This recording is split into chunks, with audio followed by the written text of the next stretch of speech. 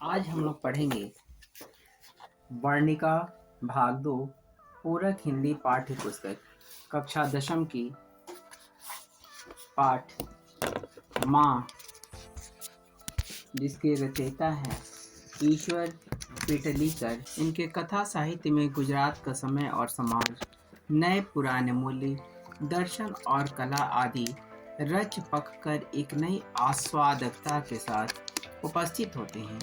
खून की सगाई इनकी प्रसिद्ध कहानी है और काला पानी इनका लोकप्रिय उपन्यास है। साहित्य के अलावा श्री पेटलीकर सामाजिक राजनीतिक जीवन में भी सक्रिय रहे हैं। इनकी दर्जनों पुस्तकें पुरस्कृत और बहुप्रशंसित हो चुकी हैं। यह कहानी गोपाल दास नागर द्वारा संपादित एवं अनुदित कहानी संग्रह माँ से साभार संकलित है। मित्रों, मैं डॉक्टर अरुण पाठक आपको बताना चाहता हूँ कि हिंदी भाषा बहुत ही सरल, बहुत ही सहज है।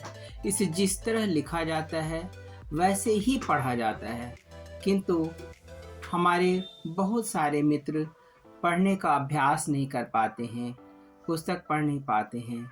यहाँ तक कि दशम कक्षा के विद्यार्थी बहुत योग्य कहानियों के होने के बावजूद भी उनका वाचन तक नहीं कर पाते, और उनके वाचन के साथ साथ शुद्ध उच्चारण भी बहुत मायने रखती है, जिसके द्वारा हम कहानी को सही ढंग से आत्मसात कर सकते हैं। हम पढ़ते हैं ईश्वर पेटलीकर के द्वारा रचित कहानी माँ। माँ की महत्ता जितनी भी कही जाए कम ही होती है, परंतु यहाँ कहानी का उद्देश्य माँ की मार्मिकता को प्रकट करना है। मंगू को पागलों के अस्पताल में भर्ती करने की सलाह लोग उसकी माँ को देते, तब उसकी आंखों में आंसू झिलमिला आते और हर एक को वह एक ही जवाब देती, मैं माँ होकर सेवा नहीं कर सकती तो अस्पताल वालों को क्या पड़ी है। अपंग जानवरों की गौशालाओं में भर्ती कर आने जैसा ही यह कहा जाएगा। माँ की यह ग्रंथि प्रकट हो जाने के बाद कोई उनसे ऐसी बातें करता भी नहीं था। जन्म की पागल और गूंगी पुत्री को वे जिस तरह पालती पोसती, सेवा करती और लाड़ प्यार करती, यह प्रत्यक्ष देख लोग उनकी प्रशंसा भी करते कि इस तरह पागल पुत्री को तो एक माँ ही पाल सकती है। दूसरे के घर हो तो भूखी प्यासी कब की ही मर गई होती, और जीवित भी होती तो भी ऐसा हृष्ट पुष्ट शरीर नहीं होता। मंगू के अलावा उसकी माँ को 3 संतानें थीं, 2 पुत्र और 1 पुत्री। दोनों पुत्र पढ़ लिख कर शहर में काम में लगे थे। पुत्री का विवाह हो गया था और वह अपनी ससुराल चली गई थी। मंगू की माँ अपने उन तीनों संतानों को भूल गई हो यह बात नहीं थी, किंतु उसका समग्र मातृत्व मंगू पर ही न्यौछावर हो गया था।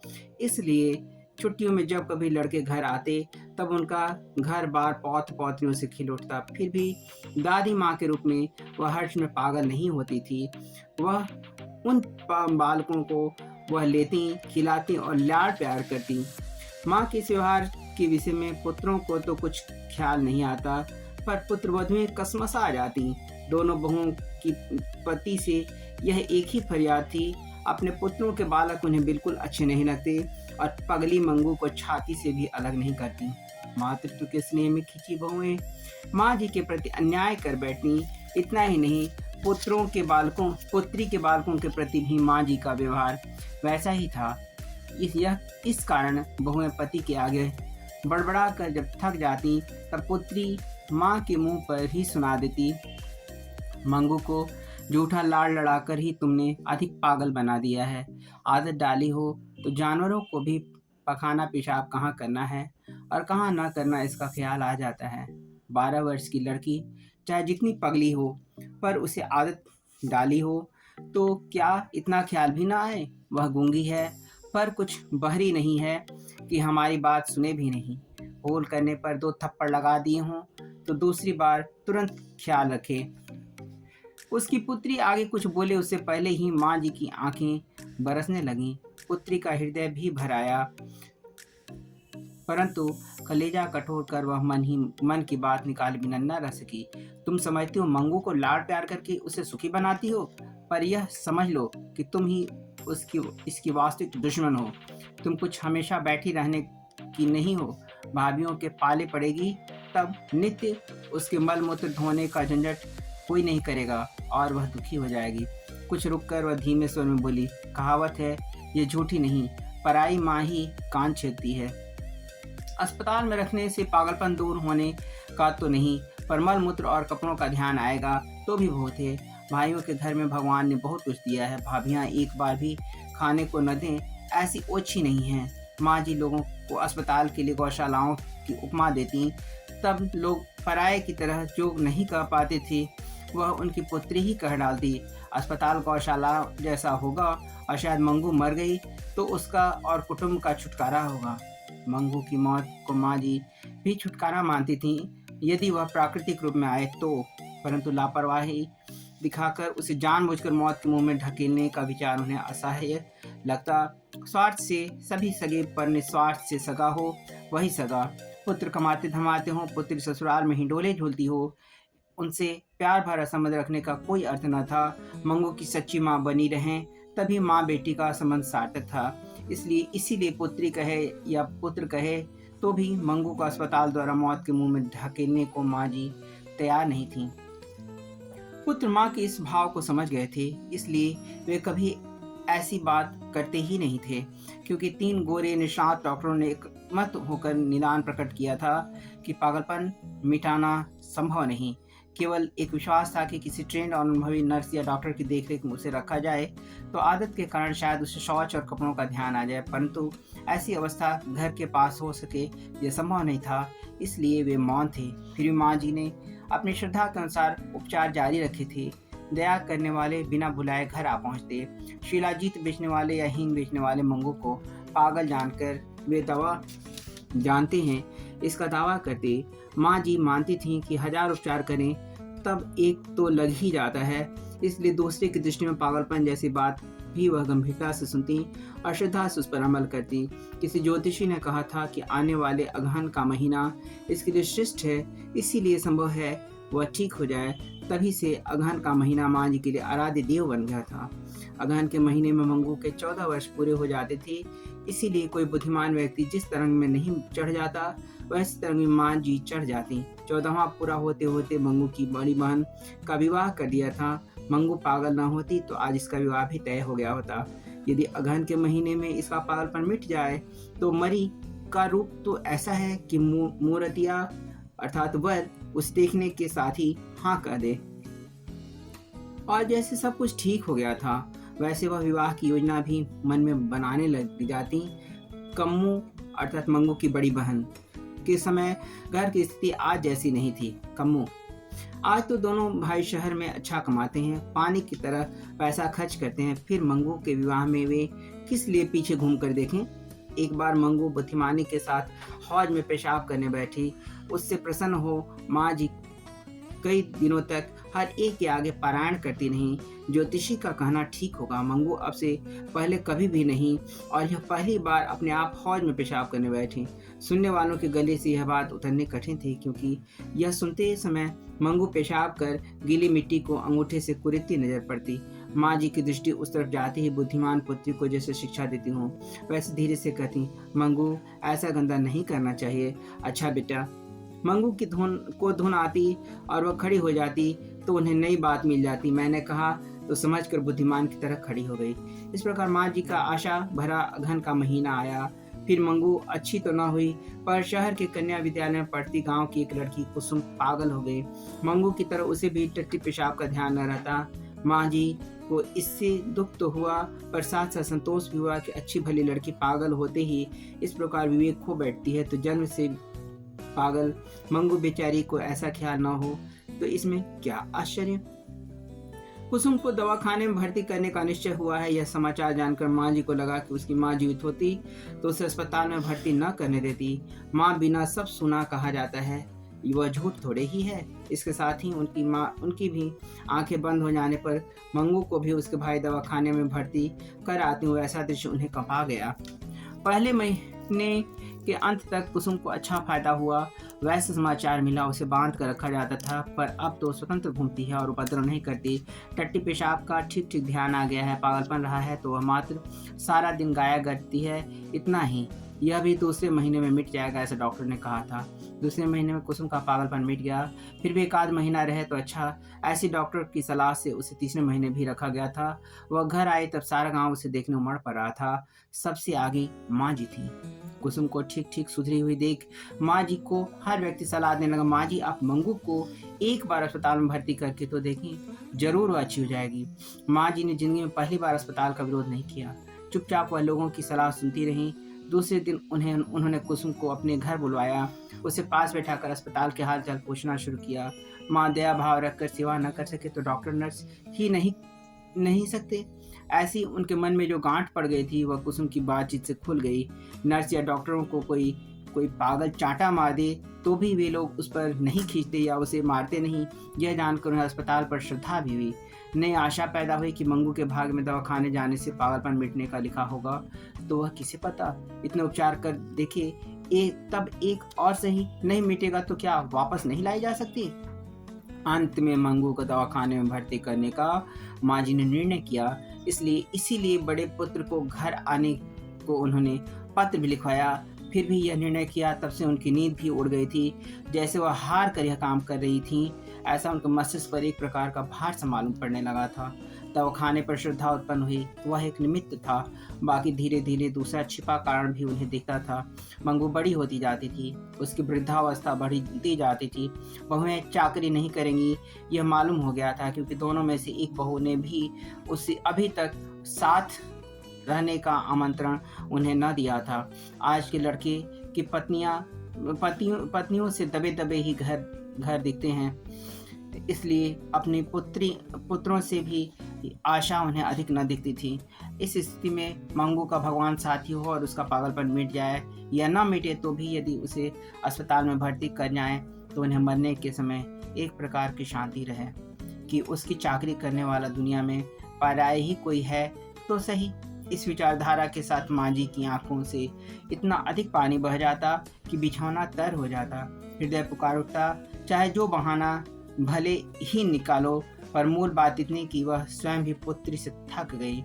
माँ जी नींद में से चौंक उठती, बोल उठती, क्या मैं थकी हूँ? हृदय और दोनों वेग से पुकार उठता, एक बार नहीं 1000 बार। माँ जी को लगा उन्होंने पुत्र को पत्र लिखकर ही बड़ी भूल की है। इतनी जल्दी क्या थी कि जाड़े में उसे दवाखाना में भर्ती करना पड़े। रात में मैं उसे कितनी बार उठाती हूँ, दवाखाने में इस तरह घड़ी घड़ी कौन उठाएगा। गर्मी में भर्ती करने का रखा होता तो ठीक था, परंतु पत्र मिलते ही पुत्र आ पहुंचा। अस्पताल में भर्ती करने के लिए मजिस्ट्रेट से ऑर्डर भी प्राप्त कर लिया। 1 सप्ताह में मंगू को भर्ती करने का तय हो गया। माँ जी को विश्वास हो गया कि पुत्र पगली बहन को अस्पताल में ढकेल कर बोझ उतारना चाहता है। ऐसा ना होता तो पत्र मिलते ही किस लिए आ पहुंचता। कुछ सोर्स आदि लगाकर तो डॉक्टर तथा मजिस्ट्रेट से मंजूरी कराता ही किस लिए।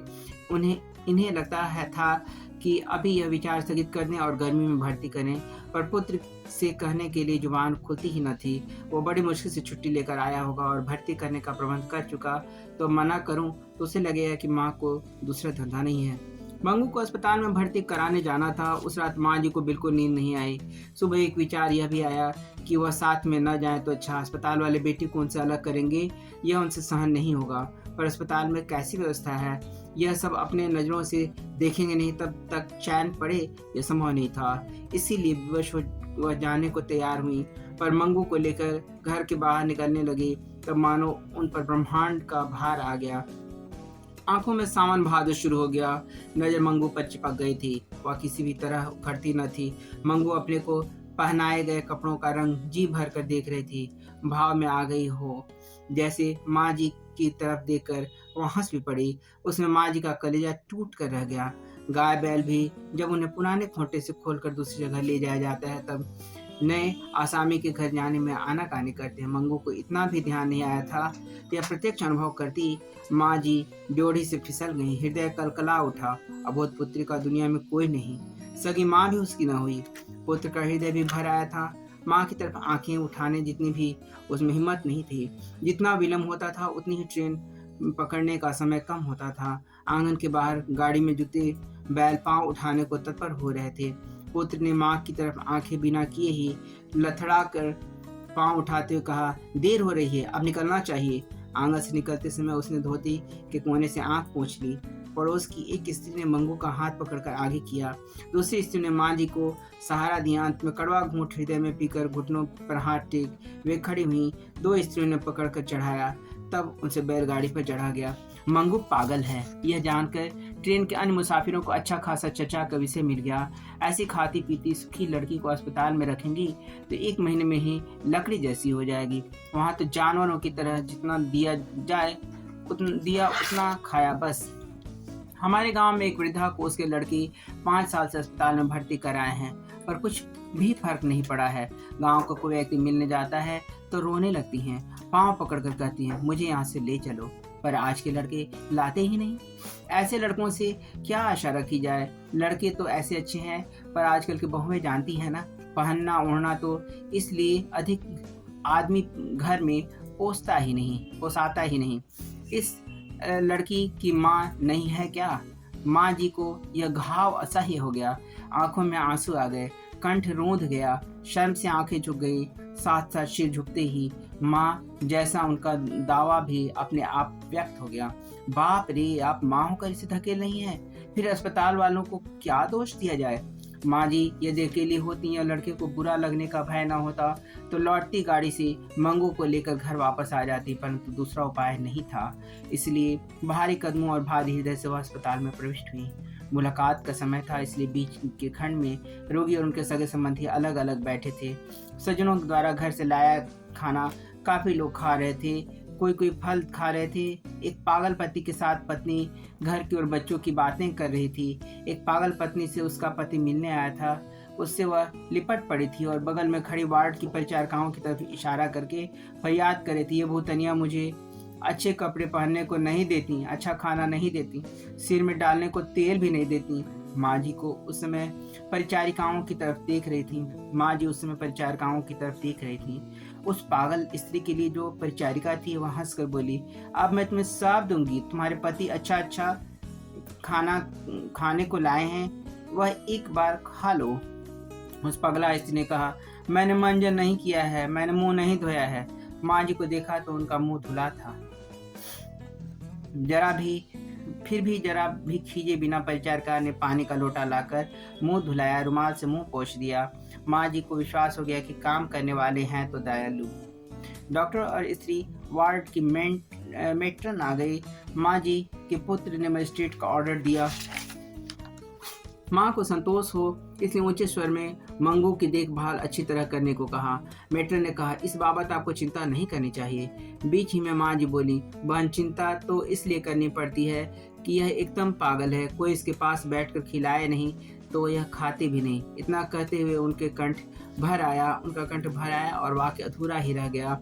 दूर खड़ी परिचारिकाएं निकट दौड़ाईं। एक बोली, माँ जी आप किसी तरह की फिक्र न करें, हम इसे मुंह में कौर डाल कर खिलाएंगी। भरी आवाज में माँ जी बोली, यही तो बहन मुझे कहना है, इसे टट्टी पेशाब का भी ख्याल नहीं रहता। यह रात में कपड़े बिगाड़े तो देखना, नहीं तो गीले में सो रहेगी तो वायु हो जाएगा। दूसरी परिचारिका बोली, रात में 4-5 बार शौच की जाती है। माँ जी ने कहा, रात में रोशनी जलती रहने से इसे नींद नहीं आती, जिसे नींद नहीं आती उसे नींद की दवा दी जाती है। इसे दूसरे उपद्रवी मरीज मारे पीटे नहीं वह देखना। जो उपद्रवी होते हैं उन्हें अलग रखा जाता है। रात में सबको अलग अलग कमरों में सुलाया जाता है। मिलने वाले आने वाले लोग विदा लेते तब रोगी को अंदर के कमरे में ले जाने के लिए दरवाजा थोड़ा खुलता। इस अवसर का लाभ लेकर माँ जी की नजर 2-3 बार अंदर घूम जाती थी। 3-4 स्त्रियों को अस्त व्यस्त बालों में अस्त व्यस्त कपड़ों में उन्होंने अंदर घूमते देखा। एक ने उनकी तरफ देखकर छाती कुटी और भयभीत आंखों से देखा कि वह डर गई। इस पर उन्हें अंदर के रहने की जगह देखने की इच्छा में मांग की। मंगू को जिस कमरे में रखना हो वो मुझे दिखला दें। मेट्रन ने कहा, अंदर किसी को देखने जाने का नियम नहीं है। विस्मय भरे नेत्रों से यह नई दुनिया देख रही मंगू माँ जी की बगल में लपकी। सिर पर हाथ रख माँ जी रोज की तरह स्नेहमय बेटा शब्द उच्चारित करने लगी कि तभी उनका स्वर फूट पड़ा। मरने के समय जैसी एक लंबी सी सक फूट पड़ी, इस आक्रंदन में सारा अस्पताल डूब गया। पुत्री की आंखों से चौधार आंसू बह चले। ऐसे रुदन से अभ्यस्त हो गए डॉक्टर, मेट्रन और परिचारिकाओं के हृदय भी भर आए। दीवारें भी आर्द्र हो उठी। इतना स्नेह भरा किसी पागल का स्वजन आज तक आया हो, यह वहां किसी ने नहीं देखा था। एक परिचारिका हाथ में का रुमाल फटकार कर मंगू का ध्यान अपनी तरफ खींचकर बोली, लो चाहिए तुम्हें? मंगू रुमाल पकड़ने के लिए माँ जी को छोड़कर एकदम खड़ी हो गई। थोड़ा रुमाल पकड़ लेने के बाद उसका हाथ थपथपाकर परिचारिका मीठे शब्दों में बोली, तुम मेरे पास रहोगी ना बहन? मैं अच्छा अच्छा खाने को दूंगी, नए नए कपड़े पहनाऊंगी। मंगू उसके चेहरे की तरफ ही ताक रही थी, इसलिए उस क्षण का उपयोग करके चलो दूं कहा और उसका हाथ पकड़कर आगे किया। वह दरवाजा आधा खुला और मंगू को अपने अंदर ले गया। मंगू मंगू कलेजा कांप उठे, ऐसी चीखें माँ जी ने पुनः निकाली। डॉक्टर ने आश्वासन देते हुए कहा, माँ जी, और बगल में खड़े पुत्र की तरफ उंगली करके बताया, अपने इस पुत्र जैसा मुझे पुत्र समझिए। बेटी को अस्पताल में नहीं, बेटे के घर छोड़े जा रही हैं, ऐसा मानिएगा। अधेड़ वय ने बाल वय में विधवा हुई मेट्रन ने आश्वासन देते हुए कहा, आज तक आप इसकी माँ थी, आज से मैं इसकी नई माँ हुई हूँ। माँ जी सिसकी भरती हुई बोली, इस बेजुबान जानवर जितनी बुद्धि भी नहीं, मैंने इसे आज तक अपने से अलग नहीं किया। कुसुम आपके अस्पताल में ठीक हो गई, इसलिए मैंने हृदय कठोर करके और उनका कंठ भर आया। मेट्रन ने कहा, उस कुसुम की तरह यह भी थोड़े समय में समझदार हो जाएगी। माँ जी की सिसकियां रुकी, फिर उनकी दृष्टि उस बंद दरवाजे को पार कर मंगू पर ही जैसे पड़ी थी।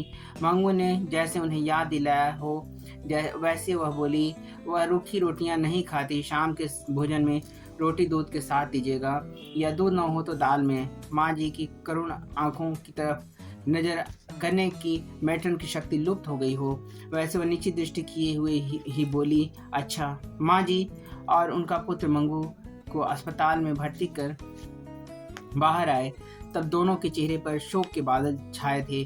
चुपचाप दोनों बाहर खड़ी घोड़ा गाड़ी में बैठ विदा हुए।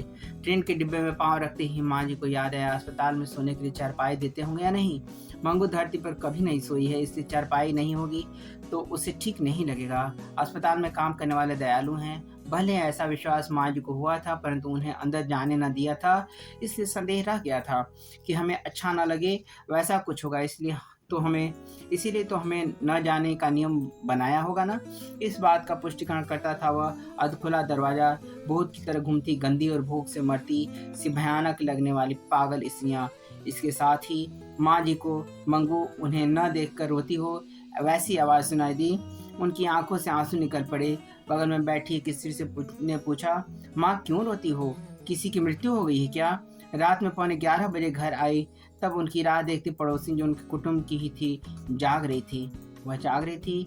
उनके लिए उसने खाना भी बना रखा था, पर दोनों ने खाने के लिए मना कर दिया। स्वजन की मृत्यु का घाव ताजा हो तब वैसा आग्रह करने वाले की जीभ नहीं खुलती। वैसी पड़ोसिन ज्यादा खींचतान न कर सकी। माँ जी के अंतर में एक तंबूरा बज ही रहा था, मंगू इसमें क्या करती होगी। पल पल में यही विचार उनके हृदय को वेध रहा था। कितनी ठंड है, उसे उठाया तो होगा, पेशाब करके गीला कर दिया होगा, तो उसका फ्रॉक और बिछौना बदला होगा। जैसे मंगू उनकी बात सुने हो वैसे वो बोली, बेटा पेशाब ना करना, ओढ़ा हुआ मत फेंकना। ये शब्द सुनने के समय वह नित्य उच्चारण करती, फिर भी मंगू इन पर अमल नहीं करती। रात में पेशाब कर देती तो उसका फ्रॉक और बिछौना भी बदल डालती। मंगू बड़ी हो गई, फिर भी अपने फ्रॉक में अपने साथ ही उसे सुलाती, जिससे वह पेशाब करे तो उन्हें तुरंत पता चले और उसे गीले में सोए न रहना पड़े। माँ जी को स्वयं भी उसके बिना बिछौना सूना सूना लगता था। मन में हुआ, मेरे साथ सोने की आदत है, उसे नींद आई होगी या नहीं।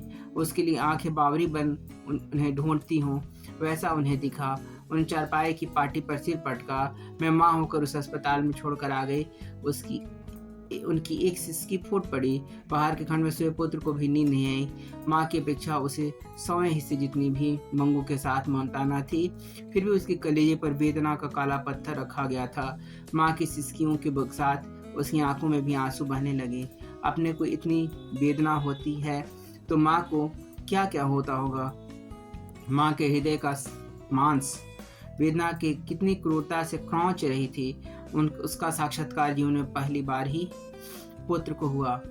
उसका हृदय पुकार उठा, माँ का यह तो किसी भी उपाय से टालना चाहिए। पुत्र होकर इतना भी मैं न कर सकूं तो मेरा जीना व्यर्थ है। उसके साथ ही उसके अंतर ने प्रतिज्ञा की, मैं मंगू को जीते जी अच्छी तरह से पालूंगा। वह उसका मल मूत्र धोने को तैयार नहीं होगी तो मैं धोऊंगा। इसके साथ वेदना का काला पत्थर उसकी छाती पर से खिसक गया। माँ जी ने दूसरी सिसकी ली होती तो वह उसी क्षण उन्हें अपनी प्रतिज्ञा सुनाकर सांत्वना देता, पर वह शांत पड़ लगी। इसलिए उसने भी सोने के लिए आंखों पर पलकें गिरा ली। सुबह जब चक्की की ओर मथने की मधुर आवाज गूंज रही थी, तब सारे गांव को जैसे बेद डाले वैसी चीखें माँ जी मारने शुरू कर दी। दौड़ो रे दौड़ो, मेरी मंगू को मार डाले रे। पुत्र चरपाई से उछल पड़ा, पड़ोसी दौड़े, चक्कियां और मथनियां रुक गई। जिसने सुना वही दौड़ आया, और जो आए वैसे ठिठक गए। माँ जी मंगू की श्रेणी में मिल गई थी। बोध और अभ्यास के कुछ प्रश्न। मंगू के प्रति माँ और परिवार के अन्य सदस्यों के व्यवहार में जो फर्क है उसे अपने शब्दों में लिखें। मंगू के प्रति माँ और परिवार के अन्य सदस्यों में के व्यवहार में जो फर्क है उसे अपने शब्दों में लिखें। दूसरा प्रश्न, माँ मंगू को अस्पताल में क्यों नहीं भर्ती कराना चाहती, विचार करें। तीसरा प्रश्न, कुसुम के पागलपन में सुधार देख मंगू के प्रति माँ, परिवार और समाज की प्रतिक्रिया को अपने शब्दों में लिखें। चौथा प्रश्न, कहानी के शीर्षक की सार्थकता पर विचार करें। पांचवा प्रश्न, मंगू जिस अस्पताल में भर्ती की जाती है उस अस्पताल के कर्मचारी व्यवहार कुशल हैं या नहीं, व्यवहार कुशल हैं या संवेदनशील, विचार करें। कहानी का सारांश प्रस्तुत करें।